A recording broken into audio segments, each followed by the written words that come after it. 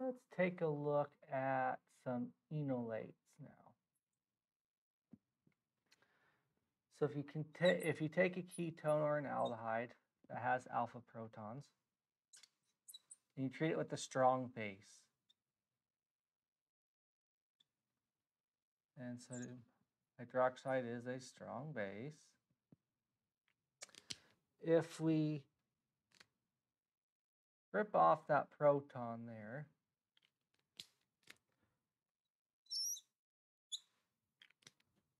we would generate this species right here.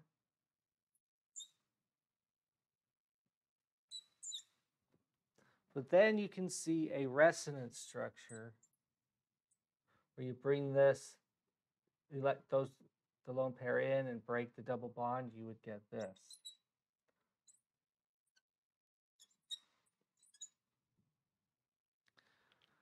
And so now what we have is we have a negative charge on the carbon or a negative charge on the oxygen. And so we have this resonance form of this enolate. Now, what can happen is we can treat the reaction here with a electrophile. And what's going to happen is this anion right here is going to come and attack the electrophile to give us that product. But then again, you also have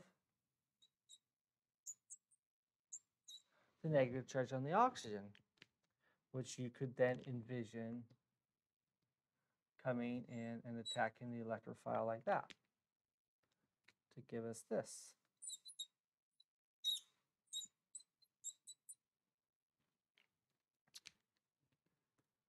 This right here, okay, cut off the E there, that's called the C attack. And then this one right here would be considered the O attack.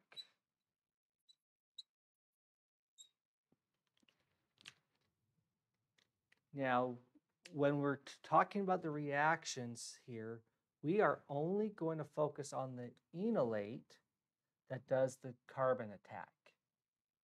We're not going to worry about the O attack.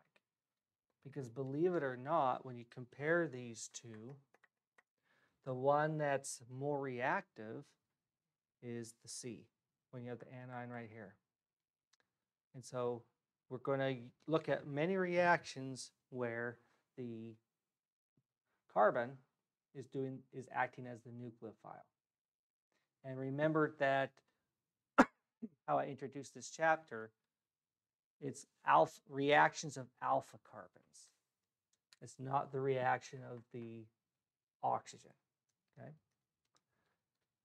So that's what we're going to jump into, is looking at reaction after reaction where we're looking at the C attack.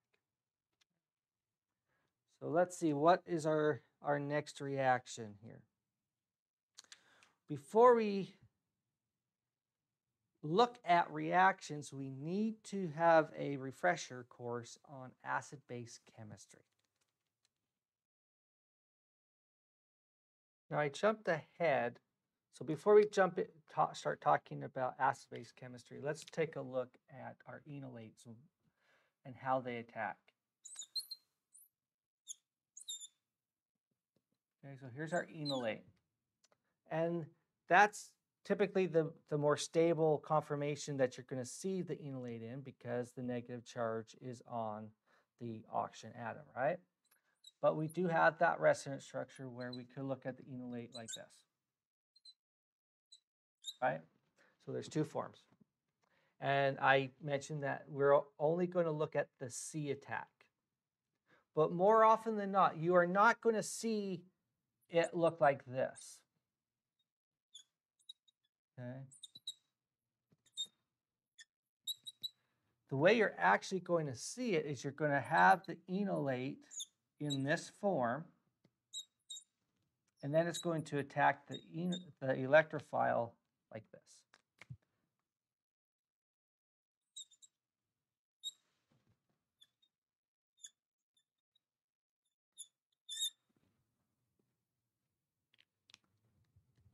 So more often than not, you're going to see it like this. Okay. Now, when we do want to form enolates, we need to choose a base that's going to form the enolate. So we're going to see very soon that the choice of base is going to be very critical to get us the product that we want. So when we take a look at alpha protons, if we could generalize, alpha protons have a pKa in the range of like 18 to 20. So they're not terribly acidic, but they're acidic enough. So we need to choose a base that's going to favor the enolate. So if I take this example here, and let's say I choose the base, let's say ethoxide.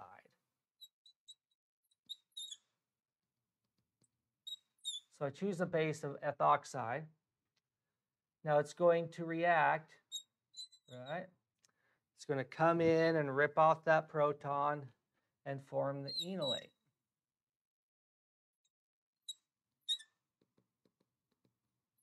There's our enolate. It took off one of the alpha protons, and then what is its conjugate acid? Our ethanol. So is this a good base? Well, we need to compare the pKa's of the acids. So this one, let's say that one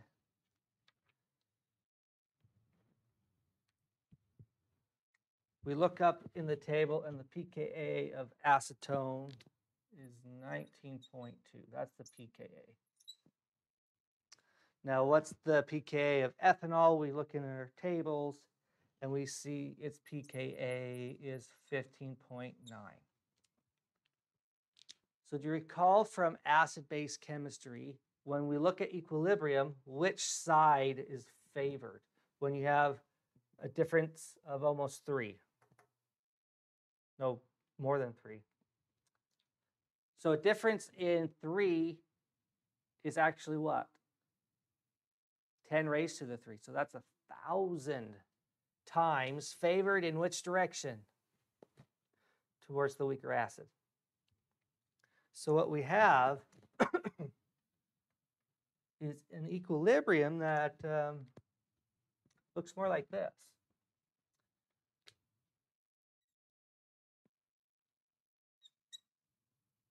It's going to favor the ketone.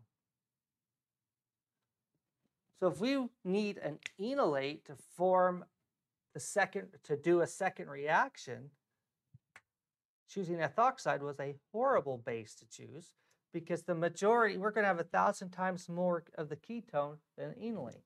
So our reaction isn't going to work very well. So that was a bad choice. Now, if you choose, let's say,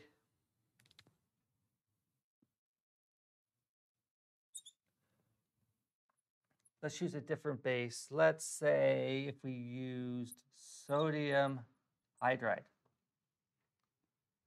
What's that going to look like? Well, what is sodium hydride? Well, a hydride is something with a negative charge. The hydride is going to come in like so mechanistically, and it's going to generate our enolate.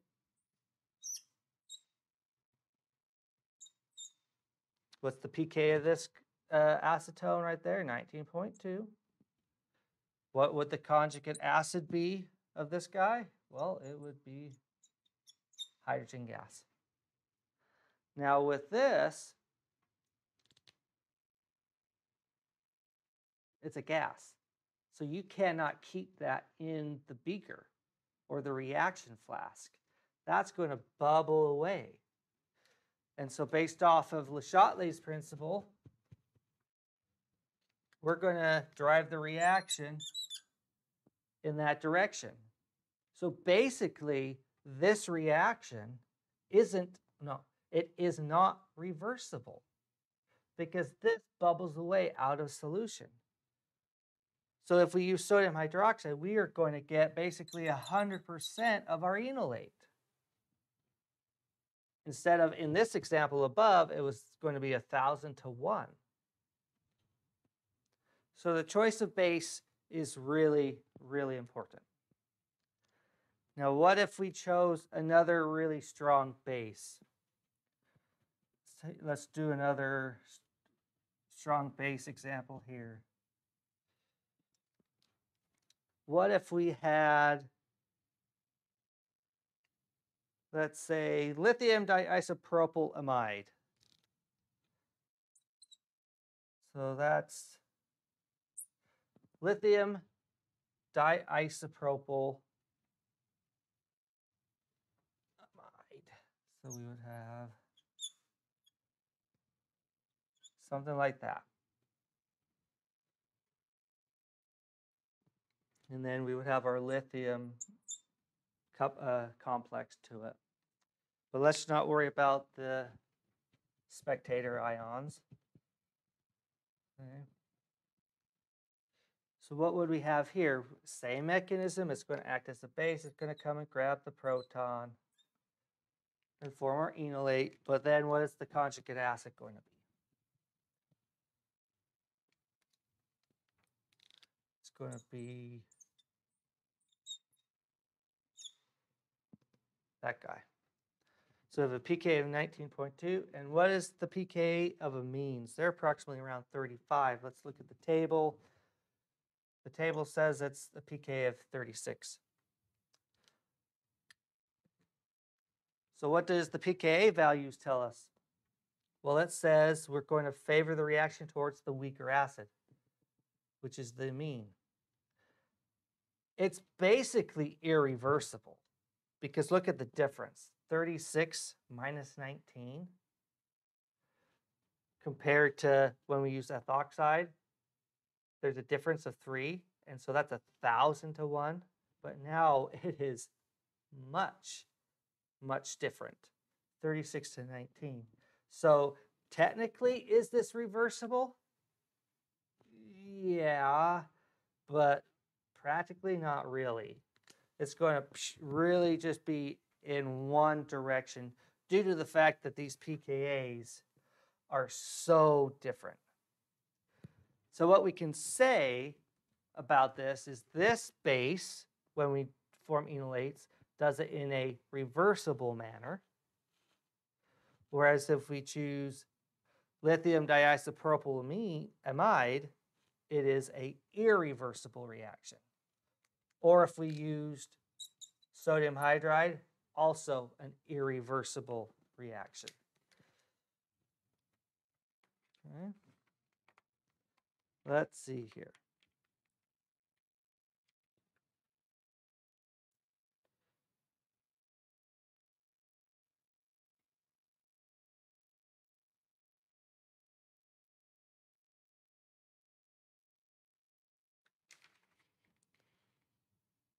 There are going to be some examples where it doesn't matter what type of base that you use. And the reason why it's not going to matter what type of base that you use is, let's say if we have this diketone. And we have this alpha proton right here that's alpha to this guy and to that guy. And the pKa of this alpha proton here, because it's sandwiched between two ketones, it's going to have a pKa of about 9. So it's no longer 19.2. Now, why is this proton more acidic than just a regular ketone? Well, it's because it has two resonance. When you form the enolate, it can resonate into this carbonyl and into that carbonyl, which makes it really, really stable. So if I use ethoxide, we're going to, let's fix this up here. We will have that species right there. And then we have a pK of 16 over here. So when we compare the two, we can see that at equilibrium, it's going to favor to the right. And so in this case, using ethoxide as a base is okay because this proton is so acidic. So when determining if the base that you're going to use is good enough, you need to do this acid-base analysis to really know if it's going to work or not. Okay, now I think, let's see here. Oh, there might be one more thing.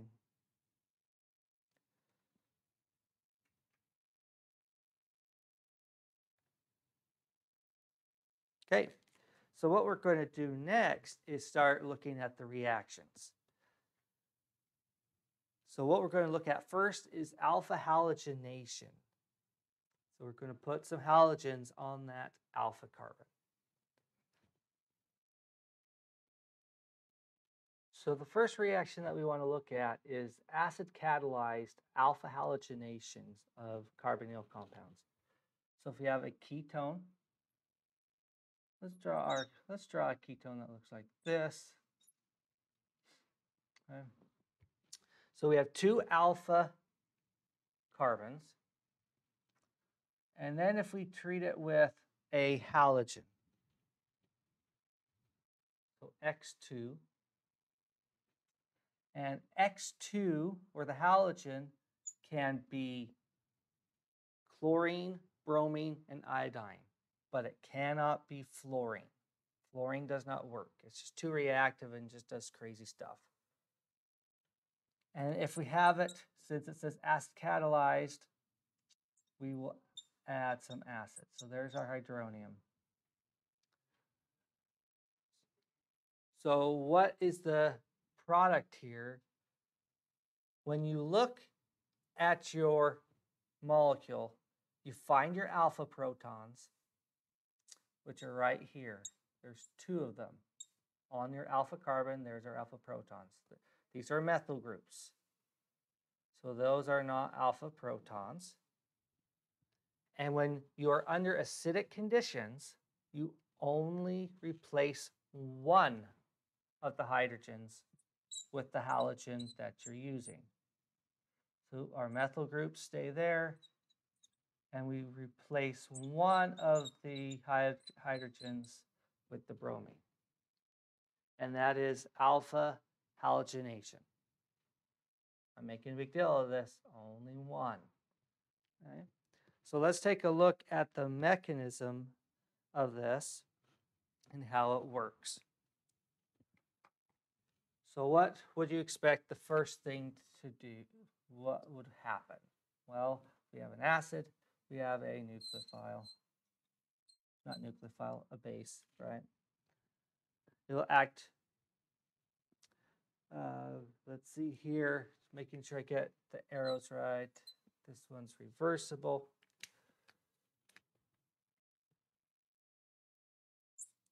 And so our two methyls are still there. So that's positively charged. We still have our two protons, and we generated water. So I'm just going to draw one of those hydrogens there. So the next step would then be, because that carbonyl is now activated, this now is going to become a little bit more acidic, because this is going to go like that to help stabilize that positive charge on that oxygen atom. Okay, and what did we just generate here?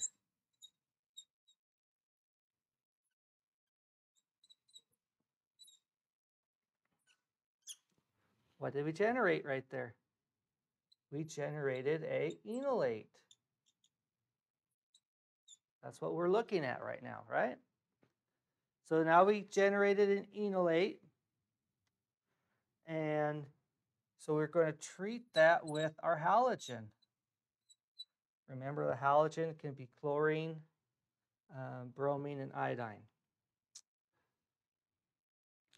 So we have lone pairs there. So what's going to happen? We know that elemental halogens, they can have a dipole moment where one part of it's going to be positive. So we can come in and go like this, like that. No.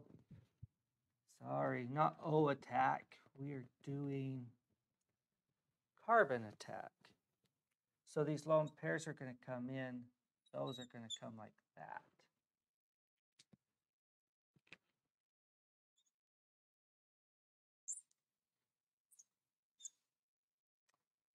Double bond O, positively charged. And then what did we do? We added not a bromine. I don't know why I always have bromine on the mind. It's going to be a halogen. Okay. Plus our X minus right there. Okay. And then we could see a proton transfer step where you could take any base. There's a base, but the mechanism shows water coming in, which is going to act as the base to give us our product right there. Okay? So that's the mechanism. Now it's really important to note that only one of the alpha hydrogens was replaced with the halogen, which is going to be X in this case. Okay? So next, let's take a look at when you have a molecule with two alpha hydrogens, but they're going to give us different products. So now we have a regiochemical issue to discuss. So let's take a look at an unsymmetrical ketone. What if we had a ketone that looked like this? We treated it with our halogen under acidic conditions. What would we get? Well, we would kind of get a mixture of products, but we would have a major product and a minor product.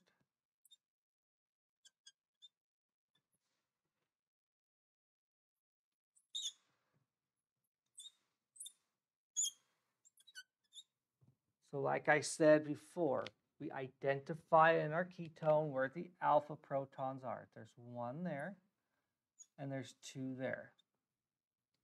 And our product can only replace one of the three. That's the limit under acidic conditions, one of the three. So it begs the question, is it one of these or this one? And what you're going to find is that this guy is the major product and this is the minor. So the major product selected this hydrogen. Now, why would that be the case? Well, it's because of the enolate that was formed.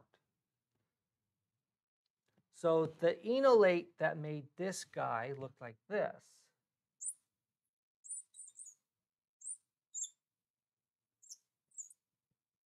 not enolate, sorry, the enol. That guy went to there. And then this product came from an enolate that looked like this.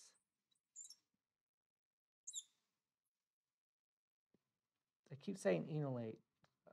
I mean to say enol. So let's take a look at this enol. It would look like that.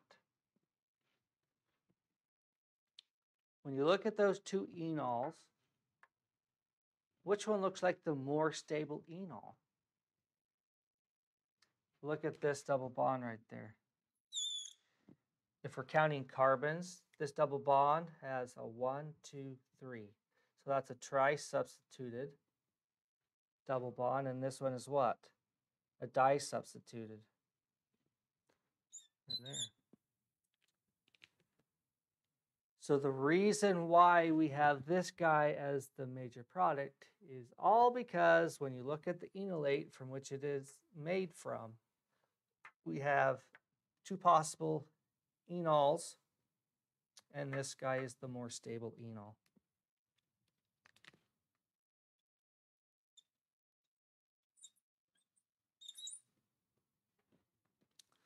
Okay, pretty slick.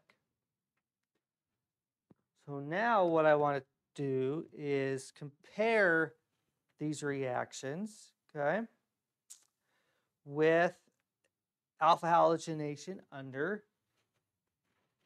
basic.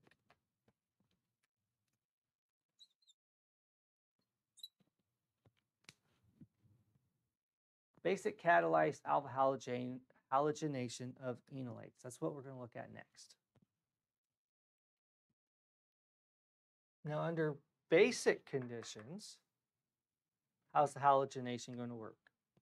Well, we do what we've done before. We find the alpha carbons so we can find the alpha hydrogens. This alpha carbon here has no hydrogens, but this one does. So the overall reaction under basic conditions is now going to replace every single alpha hydrogen with the halogens.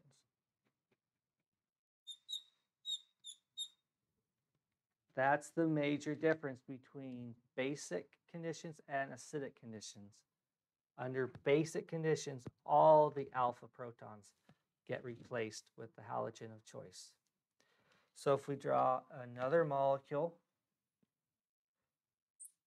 let's say we looked at that one.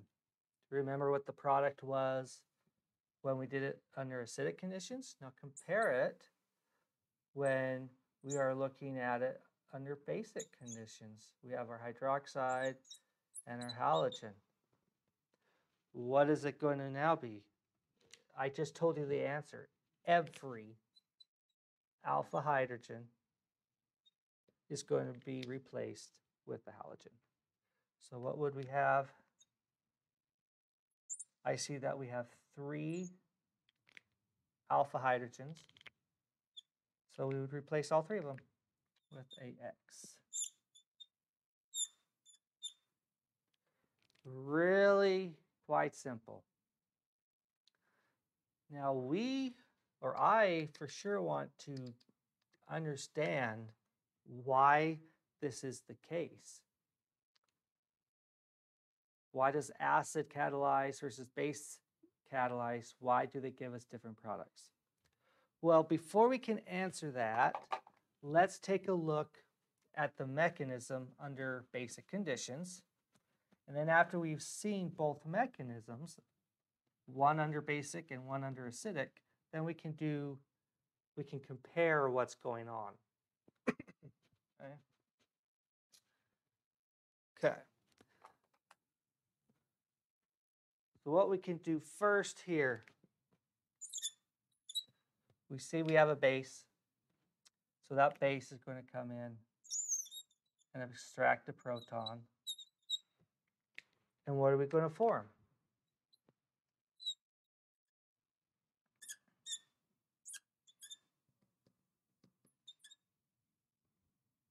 We are now forming a enolate. So under basic conditions, we form enolates, and under acidic conditions, we form enols. And then we can look at our halogen like this.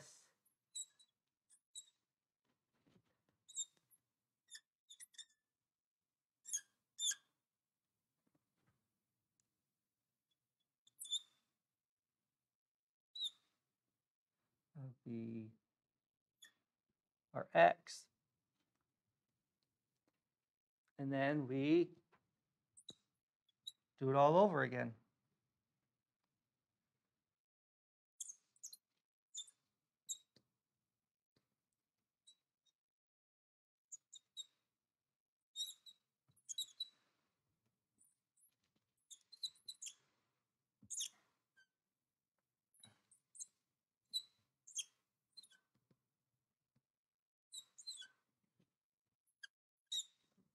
We'll treat it with another text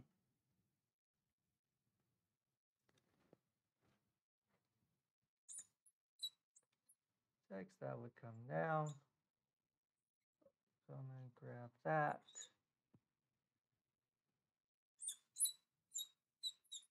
And give us our product here.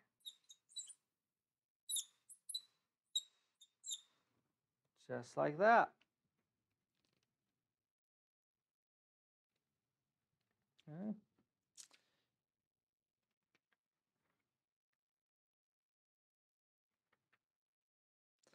Okay. There we go. So now that we've seen both mechanisms, in the next video, we will compare and contrast why there's a difference. Okay. So we'll stop right there for now.